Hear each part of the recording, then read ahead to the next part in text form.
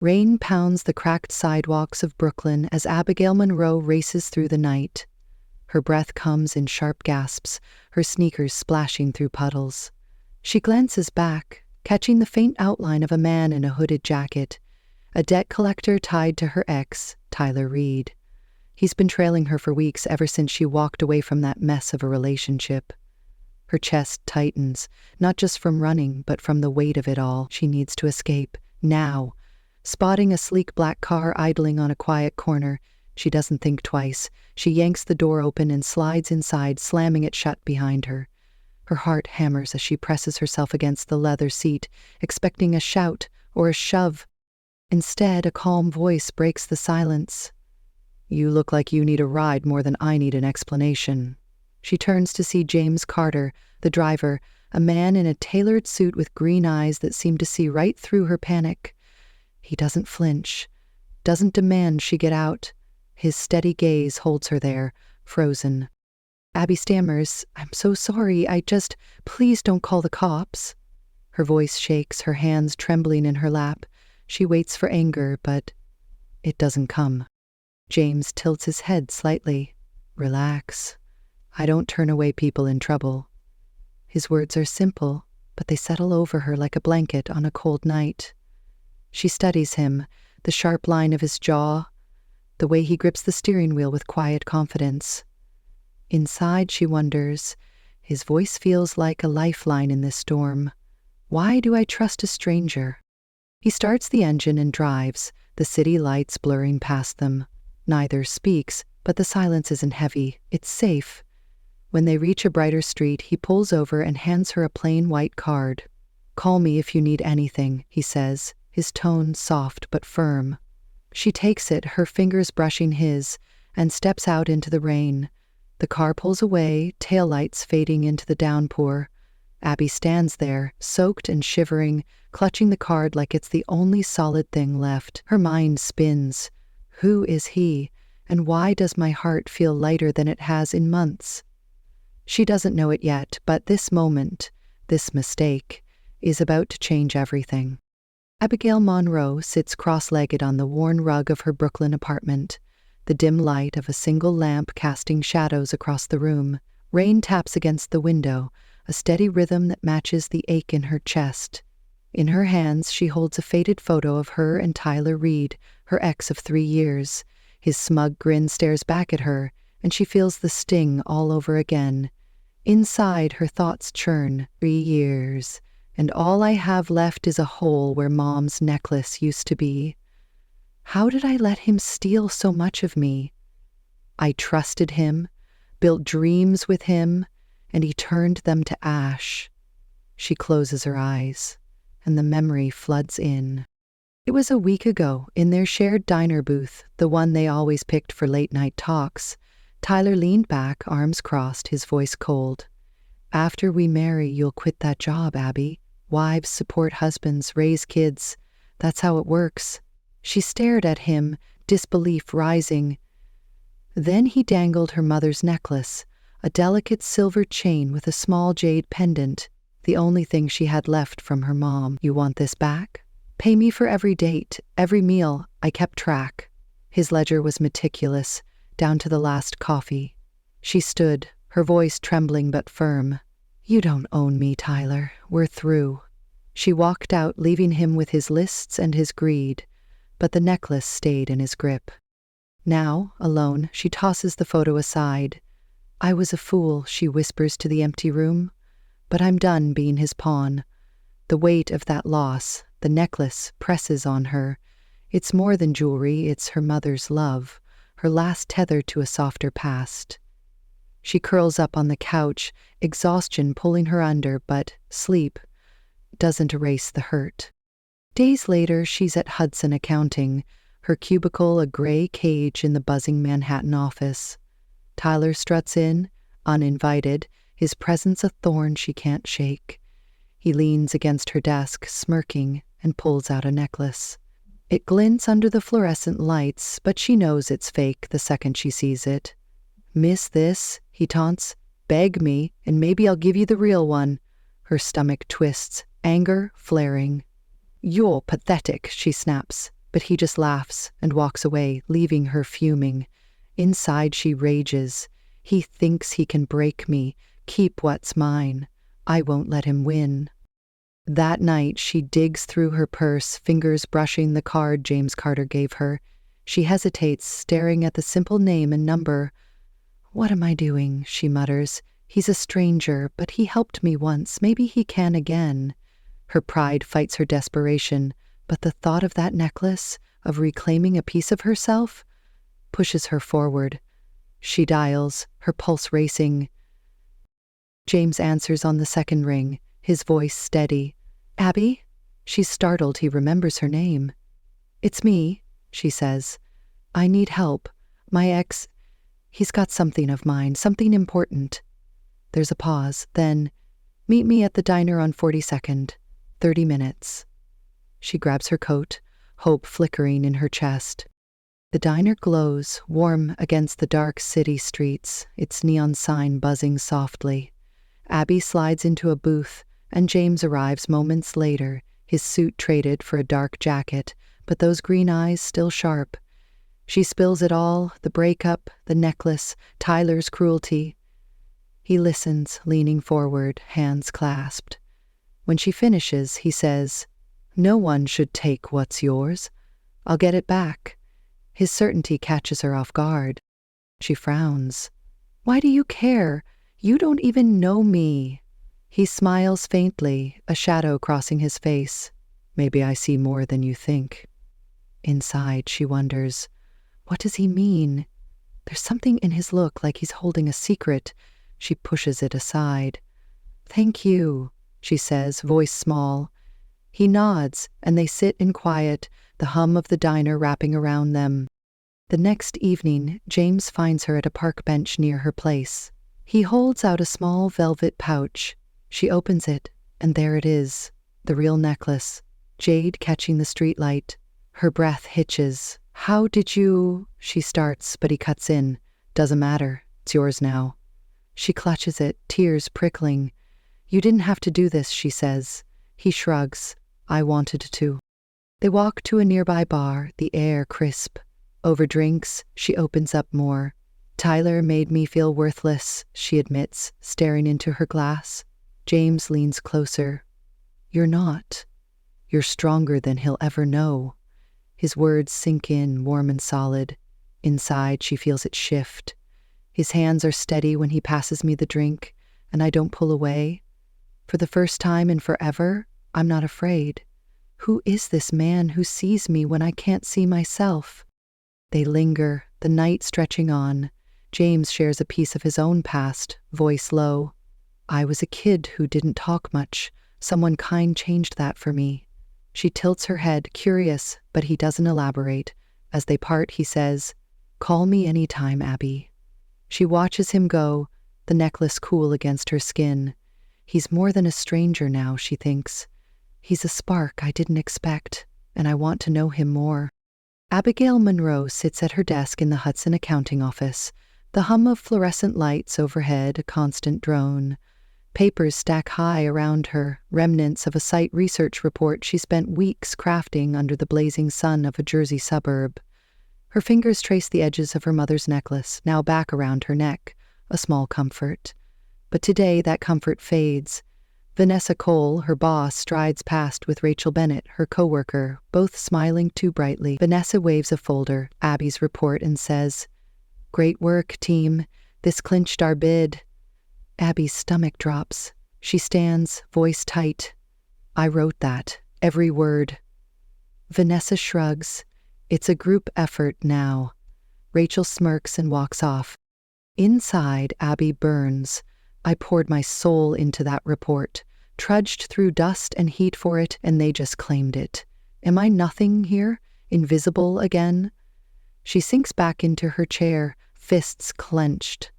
Then Tyler Reed appears, leaning against her cubicle like he owns it. His presence grates, a reminder of her past mistakes. "Miss me?" he says, twirling a pen. "You'll never get ahead without me." She glares. "Get out." He chuckles, low and mean. "You're nothing without someone to carry you."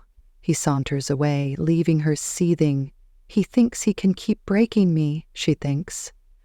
But I'm done bending. That night she meets James Carter at a rooftop bar overlooking the Manhattan skyline. The air is cool, lights twinkling below like stars. She's nervous, twisting the necklace between her fingers as he arrives, his dark jacket catching the breeze. They order drinks, and she lets the day spill out. The theft of her work, Tyler's taunts. James listens, his green eyes steady, reflecting the city glow. When she's done, he leans in. They're wrong about you, Abby. You're not nothing.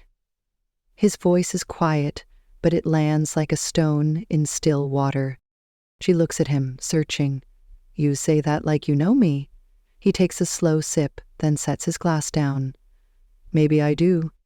10 years ago, at Westfield High, a girl stood up for a quiet kid getting picked on. She didn't care that he couldn't talk back, didn't care what anyone thought. That was you, Abby. I was that kid. I never forgot. Her breath catches, memories flickering. A skinny boy, mute, cornered by bullies. She'd stepped in, yelled until they scattered. She'd forgotten his face, but now it's here, in James. You're saying that was you? She asks, voice soft. He nods. You gave me a voice when I had none. I've carried that with me ever since.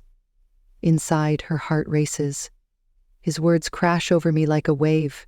He's not a stranger, he's a piece of my past coming back to life. How did I not see it? She stares at him, the boy she saved, now a man who's saving her. I didn't know I meant that much, she says. He smiles faintly. You did. You do. They talk longer, the night deepening. James shares more, his childhood after that day, moving away, building a life. She tells him about losing her mom, how the necklace was her last gift. Their hands brush as he passes her a drink, and she doesn't pull away. Inside, she feels it shift. He sees me, really sees me, not the broken pieces Tyler left behind. It's terrifying and beautiful all at once. As they leave, he says, You're not alone anymore, Abby. She watches him go, her chest tight. He's a light in my dark, she thinks. And I'm falling into it. Days later, they're at a quiet park, the sun dipping low. Abby's laughing, freer than she's felt in months, when James drops a truth that stops her cold. I should have told you sooner, he says, hands in his pockets. I'm the CEO of Carter Industries. We oversee Hudson's audit bid. Her smile fades. You're what? He steps closer. It doesn't change this, us. I'm still the guy who owes you everything. She backs up, mind spinning. You're this big deal, and I'm just a nobody. What are we even doing? James doesn't flinch. You're not a nobody. You're everything to me. I don't care about titles, Abby. I care about you. His voice is raw, unguarded. She wants to argue, to run, but his eyes hold her. Inside, she wrestles. He's a CEO, a world apart from me, but he looks at me like I'm his whole world. Can I trust this? Can I trust him? She takes a breath. I don't get it. Why me? He steps closer still. Because you're the girl who didn't walk away when I needed someone. And I won't walk away now. They sit on a bench, the city humming in the distance. He tells her about his life, the pressure of running Carter Industries, the expectations he fights. She listens, softening. I've been running too, she admits. From Tyler, from failure. Maybe I'm tired of it. He touches her hand, light but sure. Then stop running. Let me be where you land. Inside, she feels the pull. His touch is a promise, quiet and strong. I want to believe it, believe him. Maybe I already do. The sun sets, painting the sky gold. They walk back, side by side, closer than before. Abby's thoughts swirl. He's not just the boy from Westfield anymore. He's James, my James. And I'm terrified of how much I need him. But I can't let go, not now. She glances at him, his profile sharp against the fading light. This is real, she thinks. And it's mine, if I'm brave enough to hold on. The night closes in, but for once, she's not afraid of the dark. Abigail Monroe stands at her desk in the Hudson accounting office, the air thick with tension. Her site research report, the one she poured weeks into, is gone from her computer. She checks the backups, but they're deleted too. Vanessa Cole strides in, all sharp heels and sharper smiles, waving a printed copy. "Good news, Abby, our bid's moving forward, thanks to the team." Rachel Bennett hovers behind her, smirking. Abby's voice shakes. "That's my report. I wrote it. You can't just take it." Vanessa shrugs. "It's Hudson's now, relax." Rachel chimes in. "You should be grateful we used it."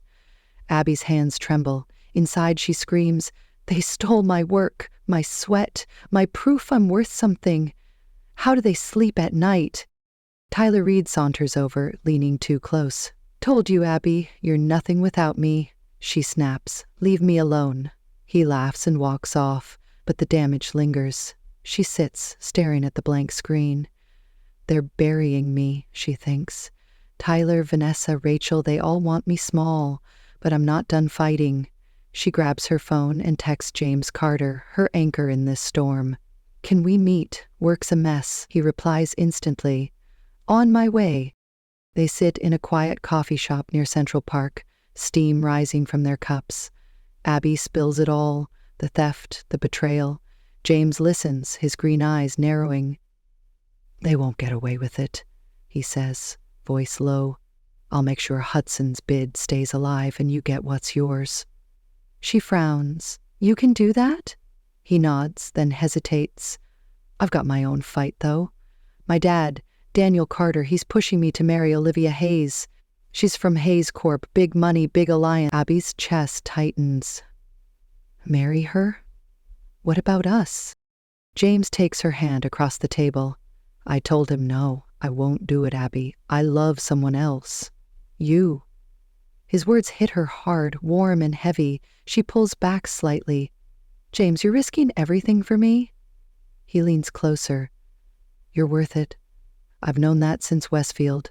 Inside she reels. He's choosing me over a dynasty? Me, the girl who's barely holding it together.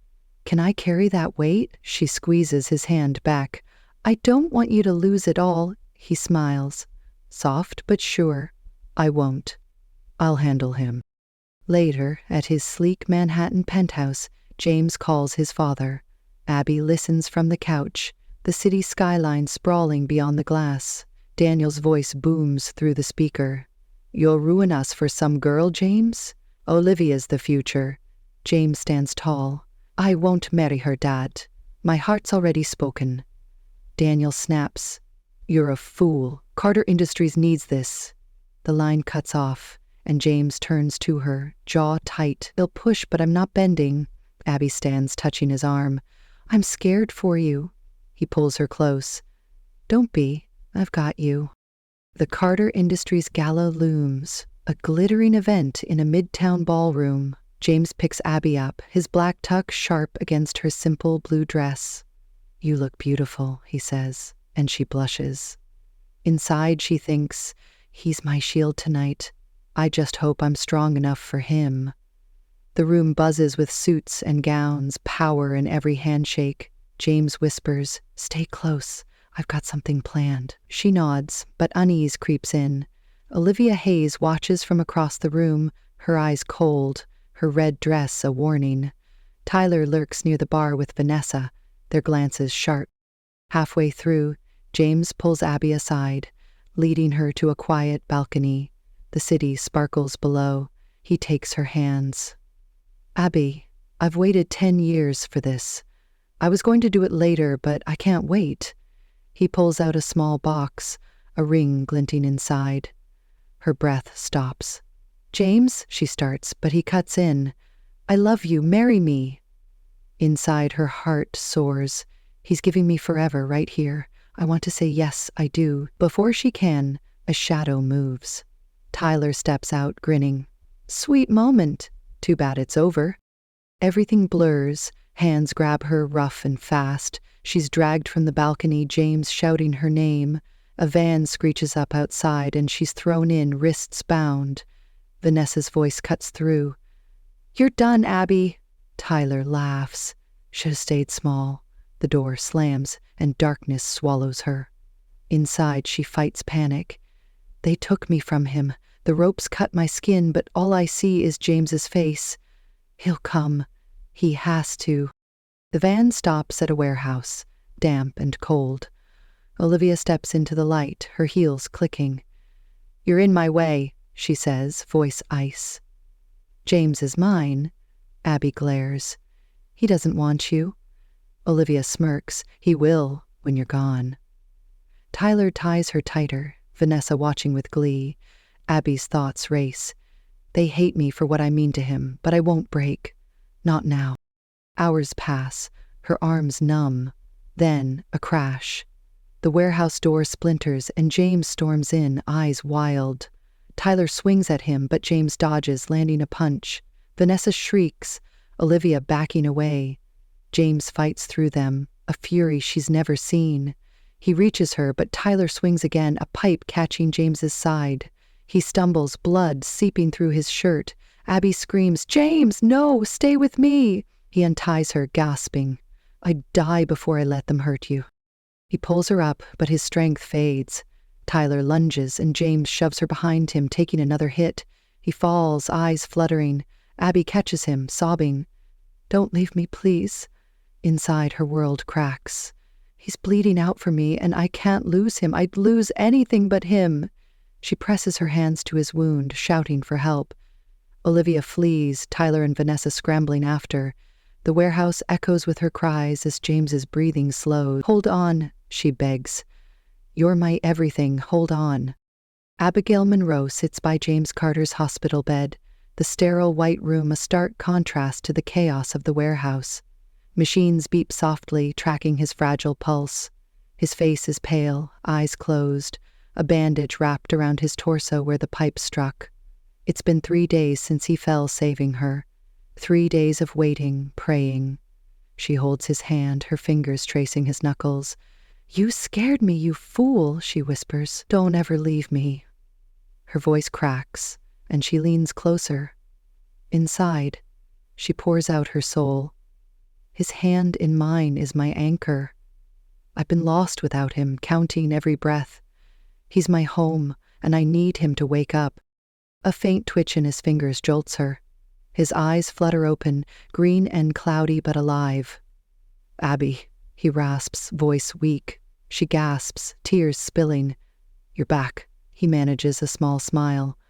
"I promised I'd protect you, didn't I?" She laughs through her sobs, brushing his hair back. "You did. You crazy brave man." He squeezes her hand, faint but firm. Inside, she feels it mend. "He's here, fighting for me still. I'd found my forever in him, and now it's real again." Days later, the hospital fades behind them. Abby's back at Hudson Accounting, but the air's different. Vanessa Cole and Rachel Bennett are gone, fired after their plot unraveled. Evidence from the warehouse, security footage, Olivia Hayes' own slip-ups, it all came crashing down. Tyler's in custody, his smirk erased. A memo lands on Abby's desk, her name in bold. She's promoted to lead the audit team, her report officially hers again. She stands taller, the necklace glinting at her throat. Inside, she triumphs. "I fought for my place, and I won. Not just a title, but myself. They tried to bury me, but I rose." James heals at home, and Abby visits daily, their bond deepening in quiet moments. One evening, he calls her to a rooftop in Manhattan, the same one where they'd shared drinks months ago. The city sprawls below, lights dancing in the dusk. He's waiting, stronger now, in a dark sweater that hugs his frame. A table's set, candles flickering, a soft glow around them. She smiles. "What's this?" He takes her hand, leading her forward. "Something I owe you." He stops, turning to face her, and pulls out a small box. Her breath catches as he opens it, a ring sparkling inside. "Abby," he starts, voice steady but thick with feeling. "You saved me once, 10 years ago, when I was a kid with no voice. You didn't know it, but you gave me hope, a reason to keep going. I've waited all this time to find you again." He drops to one knee, eyes locked on hers. "I love you. I want to spend my life saving you, holding you, being yours. Will you marry me? Her heart pounds, joy flooding her. Inside, she feels every moment lead here. He's giving me forever, right now, on this rooftop where we began. He's my past, my present, my everything. I want this, I want him. She nods, tears brimming. Yes, James, forever, yes. He slides the ring onto her finger, standing to pull her into his arms. She melts against him, the city fading away. In his embrace, I'm not the girl who ran anymore, she thinks. I'm whole, loved, home. They sit, hands entwined, the night settling around them. He brushes a strand of hair from her face. I told my dad no to Olivia, to all of it. He's furious, but I don't care. You're my choice. She smiles, leaning into him. And you're mine. Inside, she knows it's true. He fought his world for me, and I'd fight mine for him. We're stronger together, unbreakable. The stars peek out, and she rests her head on his shoulder. This is us, she thinks, from a rainy night to this. And it's just the beginning.